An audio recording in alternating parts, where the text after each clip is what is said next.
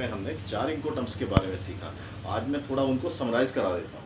इनमें से पहली आती है एक्सवर्क्स, दूसरी FCA फ्री कैरेज एट, तीसरी आती है FAS free alongside the ship, और चौथी आती है FOB फ्री ऑन बोर्ड। इनमें से 2 इनकोटर्म्स ये लास्ट वाली 3 और 4 FAS और FOB, ये दोनों ओशन रूट में आपकी यूज़ होती हैं। अगली जिन 4 टर्म के बारे में हम आज जानेंगे, उनमें से 2 टर्म्स ऐसी हैं जो ओशन फ्रेट के लिए यूज़ होती हैं। तो हाय फ्रेंड्स, मैं हूं आपका एक्सपोर्ट और इंपोर्ट ट्रेनर नवनीत कुमार चौधरी। आइए आज हम नई इनकोटर्म्स के बारे में बात करते हैं, उनके बारे में जानने की कोशिश करते हैं।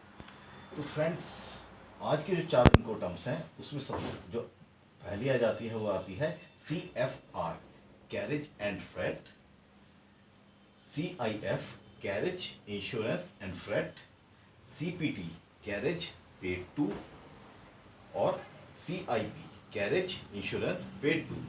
फ्रेंड्स, जो ये 2 इनकोटर्म्स हैं, ये और 5वीं और 6ठे वाली, ये दोनों ओशन फ्रेट के लिए यूज़ की जाती हैं और हैवी कार्गो के लिए यूज़ की जाती हैं। तो आज हम स्टार्ट करते हैं CFR से।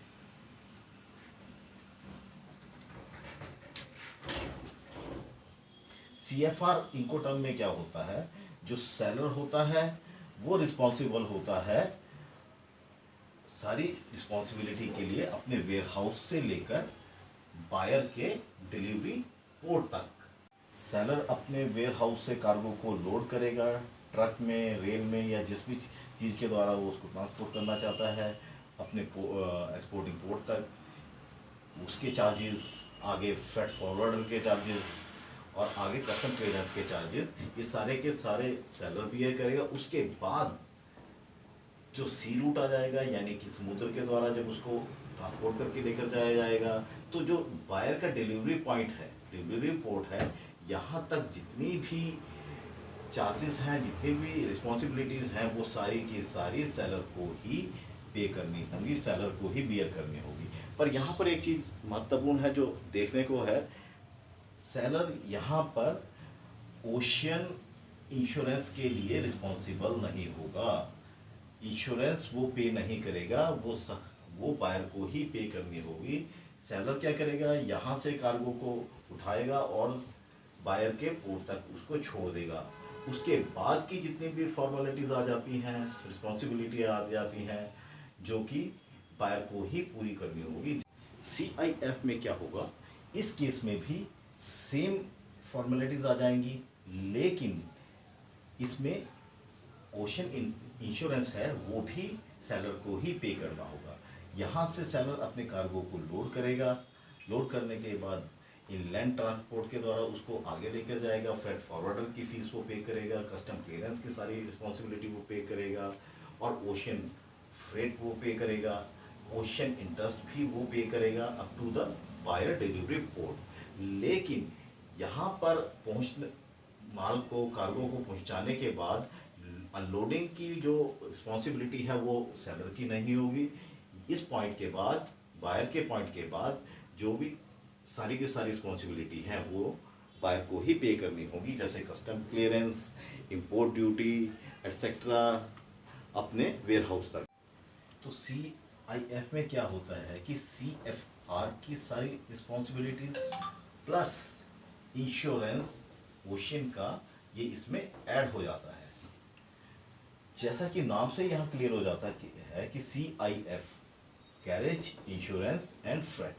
तो ये जो हमने लास्ट की 2 इनकोटर्म्स देखी, CIF और इससे पहले वाली CFR, ये ओशन फ्रेट के लिए यूज़ होती हैं।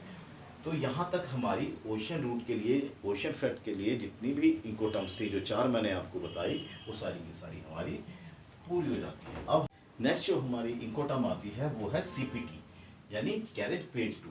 जनरली ये इनकोटर्म यूज़ की जाती है कंटेनराइज्ड कार्गो के लिए। इस इनकोटर्म में प्लेस मेंशन करना बहुत ज़्यादा इम्पोर्टेंट होता है। सपोज कीजिए कि जो सेलर है वो यहाँ पर है, और उसने जो प्लेस मेंशन किया हुआ है वो मान लिया जाए दुबई का जेबल अली पोर्ट उसने मेंशन किया हुआ। तो यहाँ से उसके वेयर हाउस से लेकर जितनी भी बीच की रिस्पॉन्सिबिलिटीज आ जाएंगी वो सारी की सारी सेलर की हो जाएंगी। और इसमें एक चीज़ आपको याद रखना होगा कि इंश्योरेंस इसमें इंक्लूड नहीं होगा, इंश्योरेंस वो सेलर की रिस्पॉन्सिबिलिटी में नहीं आएगा। तो सबसे महत्वपूर्ण यहाँ पर हो जाता है कि प्लेस को मेंशन करना बहुत ज़्यादा इम्पोर्टेंट हो जाता है।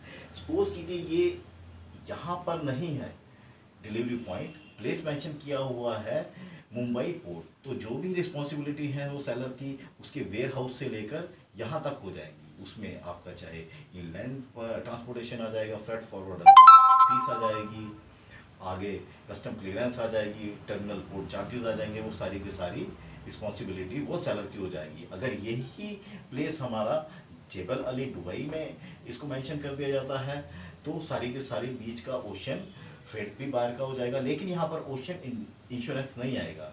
तो ये डिपेंड करेगा बहुत ज़्यादा प्लेस के ऊपर। CIP में एक और चीज़ हमें जो इम्पोर्टेंटली हमें देखनी होती है वो ये है कि यहाँ पर लोडिंग और अनलोडिंग वो नेगोशिएबल होते हैं बायर और सेलर के बीच में।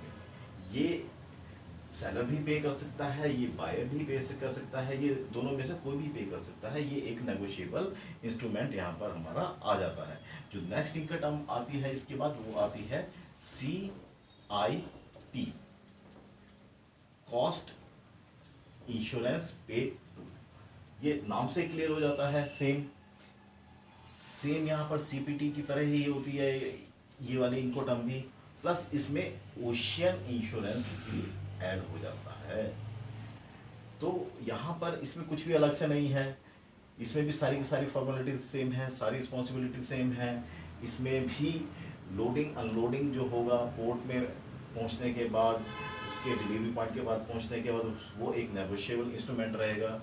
तो यहाँ से हमने इसके जो CIP को देखा, ये सेम एक जैसी है, बट लेकिन इसमें ओशन इंश्योरेंस भी आपका एड ऑन हो जाएगा। आज हमने जिन 4 नई इनको टर्म्स के बारे में सीखा उसमें से 2 इनको टर्म्स ऐसी थी जो कि हैवी ओशन का कार्गो के लिए यूज़ की जाती थी। बाकी की जो इनको टर्म्स है वो all type of transportation mode के लिए यूज़ की जाती हैं, जिसमें आपका सरफेस रूट के द्वारा भी कार्गो को एक्सपोर्ट किया जा सकता है, उसमें ओशन रूट के द्वारा भी, उसमें एयर रूट के द्वारा भी। तो ये बड़ा ज़रूरी हो जाता है कि हमें ये जानना ज़रूरी होता है कि वो किस किस रूट के द्वारा वो ट्रांसपोर्ट की जा रही है और क्या उसमें फॉर्मेलिटीज़ रिस्पॉन्सिबिलिटीज़ सेलर की आएंगी, क्या रिस्पॉन्सिबिलिटीज़ उसमें बायर की आ जाएगी, कहाँ से वो रिस्पॉन्सिबिलिटी एक दूसरे को ट्रांसफ़र की जाएंगी। तो आज हमने ये सीखा। तो अगले टॉपिक में हम बची हुई 3 इनको टर्म्स के बारे में सीखेंगे। लेकिन फिर भी अगर आपको लगता है या आप और ज़्यादा इसके बारे में जानना चाहते हैं तो आप व्हाट्सअप कर सकते हैं, ईमेल कर सकते हैं।